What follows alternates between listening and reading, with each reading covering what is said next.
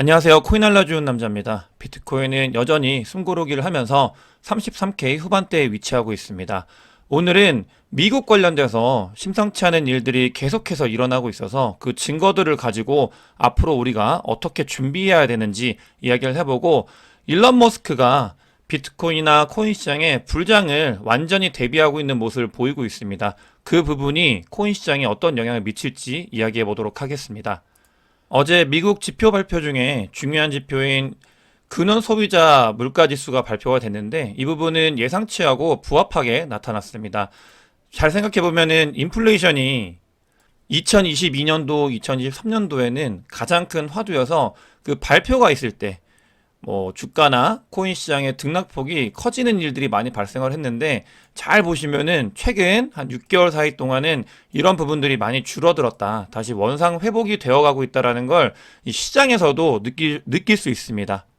인플레이션은 이 거시경제 지표로서 우리한테 시장에서 이제 단기 충격을 주지 못하고 있는데, 중요한 부분이 생기고 있습니다.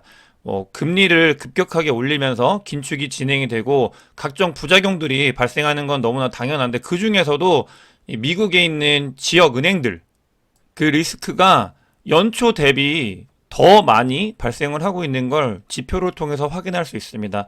연초만 해도 SVB가 무너지고 하면서 비트코인이 대신 채택을 받고 가격이 올라갔던 그런 시기가 있었잖아요. 그런 것과 마찬가지로 미국에는 상업은행들, 지역은행들이 아주 좋지 않은 모습을 보이고 있습니다. 오히려 연초보다도 더 좋지 않은 모습을 보이고 있는 상황입니다. 특히 지표로 이제 찍혔을 때 문제가 되는 거는, 급격하게 금리를 올리면서 이제 상업용 부동산들이 수익률이 떨어지고 가격이 폭락을 하고 있으면서 거기에 대출을 많이 해준 은행들이 막 위험하다고 했는데, 실질적으로 그게 지표로 찍혀가고 있습니다. 보시면은 미국에서 20번째로 큰 은행인 M&T 뱅크라는 곳이 있는데, 이곳 같은 경우는 자기 자본 잠식률이 어마어마하게 커져가고 있다고 이야기가 퍼지고 있습니다. 이 말은 아까 지표 위에서 보여드린 것처럼 미국에 있는 은행들이 좋지 않다라는 게 시장에서도 이미 알려지고 있고요. 이런 것들이 알려지게 되면 이걸 공매도 하거나 혹은 숏, 이런 세력들이 달라붙게 되고 사람들이 이제 인지를 하게 되는 단계로 가게 되는데, 그 전에 미리 이 지표들을 통해서 문제가 커지고 있구나라는 걸 인지를 하셔야 됩니다. 그만큼 지정학적 리스크도 우리 곁에 있지만, 미국에 있는 긴축 때문에 발생하고 있는 부작용들이 이제는 지표로 시장에서 하나씩 찍히고 있는 그런 단계다. 이런 부분들이 더 확산이 되면은 리스크 관리 측면에서 분명히 많은 이야기들이 나올 거고, 그렇게 되면 시장이 요동칠 수 있는 가능성이 있다라는 거를 반드시 알고 가야 되겠습니다. 다 이런 것들이 미국 국채와도 연관이 되어 있는 거예요. 처음에 2023년도 초에 미국 국채가 급격하게 안 좋아지면서 미국 은행들의 미실현 손실이 엄청나게 커져갔고, 그게 은행의 부실로 이어졌었는데, 그때보다도 더 좋지 않은 국채 가격들을 가지고 있습니다. 근데 그 부분은 미국에서 딱 막아가지고 정책적으로 이 부분을 해결을 했잖아요. 근데 그렇게 해결된 거 말고도 상업은행 이슈, 여러 가지 이슈들, 그 다음에 상업용 부동산 이슈, 이런 것들이 계속해서 쌓이고 있기 때문에 이 부분은 두 가지인 겁니다. 첫 번째로는 위기가 올 수 있는 가능성 당연히 커져가고 있는 거고요. 두 번째는 금리를 오랫동안 긴축 상태를 유지하기에는 많이 어려운 부분들이 다가오고 있다. 이런 부분들을 인지를 해야 되겠습니다. 이 국채 문제는 지표만으로도 문제가 아니에요. 실질적으로 너무나 크게 리스크로 다가오고 있기 때문에, 그러니까 이걸 보고 있는 미국에서도 해결을 해야 된다라는 강력한 의지가 있다라는 거는 이런 걸 통해서 확인할 수 있어요. 바이든하고 시진핑이 다음 달에 정상회담을 추진한다고 합니다. 이 이유는 뭐냐면, 시진핑, 중국이 미국 국채를 가장 많이 들고 있는 곳이거든요. 근데 이제는 한계에 도달하니까 이 관계를 좀 개선을 해나가면서 뭔가 미국 국채를 좀 사달라, 이런 식으로 이야기가 오고 가겠죠. 거기에 가장 근본 리스크 원인은 미국 국채에 있기 때문에 그 부분이 해결이 돼야 되는 점이 있습니다.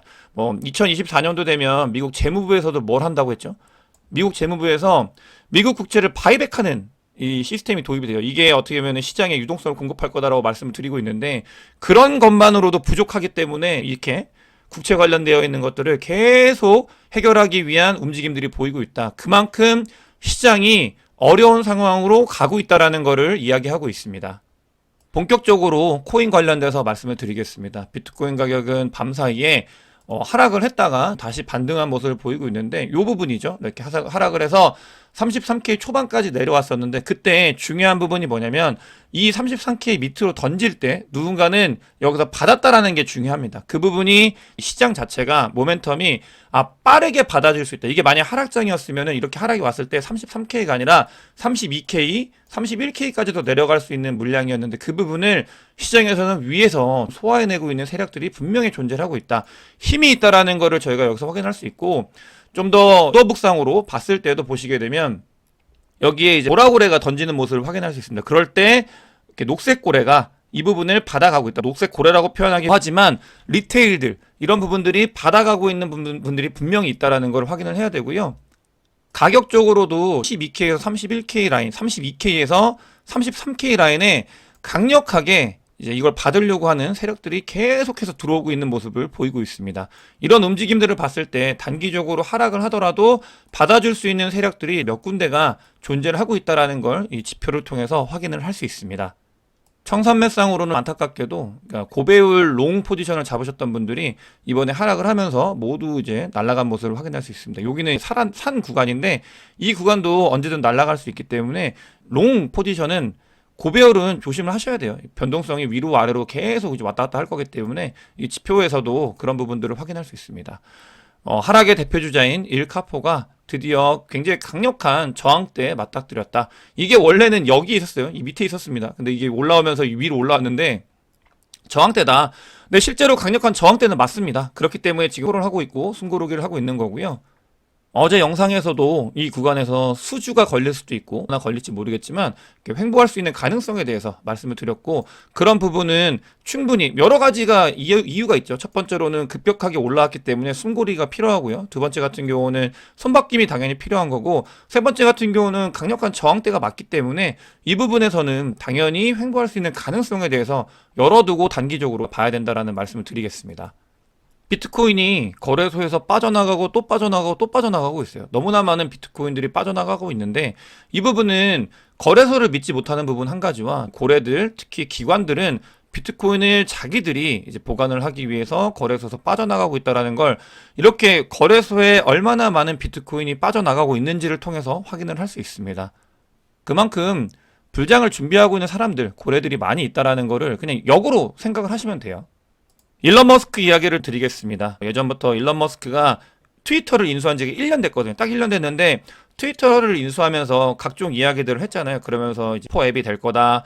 일론 머스크는 페이팔을 창업도 했었고 그렇기 때문에 이 페이먼트 시스템에 대해서 누구보다 잘 알고 있는 사람입니다. 그렇기 때문에 이런 부분들이 이 트위터가 단순히 SNS로서의 기능이 아니라 뭔가 슈퍼 앱으로 발전하기 위해서 페이먼트가 되기 위한 작업들을 착착착 진행을 하고 있고 실제로 미국에 라이센스를 받고 있잖아요. 그런 부분들과 더해져서 일론 머스크는 사실 이렇게 보든 저렇게 보든 코인을 굉장히 좋아해요. 그건 어쩔 수 없는 사실입니다. 비트코인을 많은 수량을 가지고 있기도 하고 테슬라의 비트코인으로 살 수 있게끔도 했었었고 그런 부분들을 보면은 이 암호화폐 쪽과 굉장히 밀접한 관련이 있는 건 사실이고 그러면 X를 2024년도 1년 안에 파이낸스 플랫폼으로 완전히 전환을 할 거다. Full on Finance Platform within a year라고 하고 있습니다. 이 부분에서 중요한 거는 파이낸스 플랫폼, 그 다음에 Full on Finance 플랫폼이라는 게 중요한 건데 암호화폐 무조건 들어갑니다. 이 X에. 그런 부분들이 있고요. 그러면서 온램프라 그래서 이 US 달러가 이쪽으로 들어올 수 있게끔 하는 페이먼트 시스템도 반드시 붙일 거예요. 그런 테스트를 트위터를 쓰시는 분들은 아실 거예요. 결제뿐만이 아니고 트위터 계정을 만들 때도 돈을 결제하게끔 아예 입구부터 결제를 달게끔 하는 것들을 다 만들고 있습니다. 이거는 단순히 봇들을 막는다라는 목적이지만 그게 아니라 신규 가입되는 사람들한테 결제 시스템 부분을 도입을 하고 있는 거예요. 지금 그러면서 트위터의 실제 사용률이 떨어지고 있다라고 얘기를 하고 있는데 절대 아닙니다. 이거를 단편적으로 보시면 안 되고요. 트위터의 실제 사용률이 떨어지는 이유는 뭐냐면 봇들이 이제 동작을 못하기 때문에 그런 것들을 막아가지고 이렇게 떨어뜨리는 거예요. 진짜 원래 자기의 자리로 가는 거예요. 가짜들이 사라지고 그런 정화가 거치고 원래 앨런 머스크가 하려고 하는 슈퍼 앱으로 진화를 하면서 왜 1년일까요? 2024년도부터는 코인 시장이 너무 좋아질 거라는 걸 앨런 머스크가 알고 있는 거예요. 그렇기 때문에 여러 가지 말씀을 드렸을 때 일본의 스테이블 코인들 뭐 다른 기관들의 움직임들 보면은 뭐 수탁 서비스 만든다 뭐 하는 거 보면은 2025년도가 거의 없어요. 무조건 다 2024년도 안에 한다고 해요. 그 기관들이. 왜냐면 바쁩니다. 그때 장이 바뀐다라는 걸 알고 있기 때문에 너무나 바쁘게 움직이고 있다라는 거를 여러 가지 지표들, 증거들을 통해서 확인을 할 수 있고, 일론 머스크는 이걸 절대 놓치지 않을 거라는 거를 저는 제가 트위터를 헤비하게 쓰다 보니까 많이 보여요. 그런 움직임들이. 실제로 그런 것들이 나타날 거고, 이게 그러니까 불장의 어떻게 보면 트리거가 될 수도 있고, 혹은 불장을 더 올릴 수 있는 모멘텀이 될 수 있다라는 걸 반드시 우리는 이 기사 하나를 통해서 그간 그가 해왔던 모든 일들을 보면서 아셔야 된다. 이런 말씀을 드리고 싶습니다. 단순히 특정 코인이 오른다 이런 걸 볼 게 아니에요. 일론 머스크가 가지고 있는 그림 같은 경우는 판 자체를 바꾸려고 하는 사람이기 때문에 특정 코인이 오른다 이런 것들보다는 이 코인판이 얼마나 많이 바뀌고 있는지를 여기서 보셔야 된다는 말씀을 드리고요. 기관 이야기를 또 드리겠습니다. 어제 뭐 JP모건에서도 최근에 상승은 기관이 주도했다라는 거를 말씀을 드렸는데, 보면 기관 트레이딩을 트래킹하는 지표를 봤을 때 맞습니다. 실제로 기관들이 많이 매집을 해가고 있어요. 근데 보시게 되면 지난번 불장 때도 기관들이 뒤늦게 들어온 모습을 확인할 수 있습니다. 근데 자, 여기서 확인할 수 있는 한 가지, 기관들이 뒤늦게 들어와서 물렸죠. 많이 물렸어요. 그러면서 얘네들은 이땐 잘 몰랐던 거예요. 스터디를 합니다. 아, 이게 어떻게 되는지, 비트코인이나 코인 시장이 어떻게 되는지 스터디를 하고, 그 뒤에 다른 개인들보다도 빠르게 들어오기 시작했습니다. 왜냐하면 공부가 끝났으니까. 그런 움직임들이 보이고 있다는 걸 이 지표를 통해서 확인을 해야 되고, 그만큼 제 영상을 보시는 분들, 비트코인 뭐 16K, 17K 갔다가 다시 빠졌다가 올라오면서 관심을 두시고 계시잖아요. 근데 이게 횡보한다고 관심을 멀리할 게 아니라 중장기적으로 바라봐야 되는 게 이 지표들에서 이야기를 해주고 있습니다. 그렇기 때문에 제 영상 뭐 장이 좋아졌을 때뿐만이 아니라 매일매일 보시면서 이 변화하는 흐름을 같이 느끼셔야 됩니다. 그래야 우리가 돈을 벌 수 있는 거예요. 실제로 프랙탈 모델을 보게 되면 저는 2019년도, 2020년도 모델이 아니라 2015년도 모델이 다음번 불장과 가까울 거라고 자주 말씀을 드렸죠. 근데 지금 모델을 보게 되면은 그 모습을 많이 닮아가고 있습니다. 이번에 상승을 하면서 2015년도 모델하고 비슷한 모습을 계속 보여주고 있습니다. 언제나 늘 말씀드리지만 이런 일방적인 상승은 절대 일어나지 않습니다. 뭐 올라갔다가 일부 잠깐 횡보를 하고 있잖아요. 그러면 또 빠질 수도 있는 거죠. 그러면서 궁극적으로 봤을 때는 위로 올라가는 거지, 절대 모든 사람이 다 행복한 이런 모습은 보여주지 않아요. 여기서 다 떨구고 극히 일부만 여기까지 갈 수 있다. 이런 부분들을 다시 한번 말씀을 드리겠습니다. 그럼 지금 특코인이 어떤 자리인지 이런 온체인 데이터 각종 지표들을 통해서 전체적으로 확인해 보겠습니다. 비트코인은 안녕해요. 뭐 지금 이때 바닥일 때 제가 말씀드렸던, 제가 주구장창 외쳤던 사야 된다, 그 지점을 지나서 안녕하게 사이클을 잘 타고 있습니다. 그런 부분들이 있는 거죠. 이게 진짜 불장이 올 거냐, 그건 모르죠. 왜냐하면 사람들이 아직 미래를 안 가봤기 때문에. 하지만 비트코인이나 코인 시장은 과거의 사이클과 아주 잘 유사하게 가고 있습니다. 점점 좋은 시장으로. 그런 모습을 이야기를 해주고 있고요.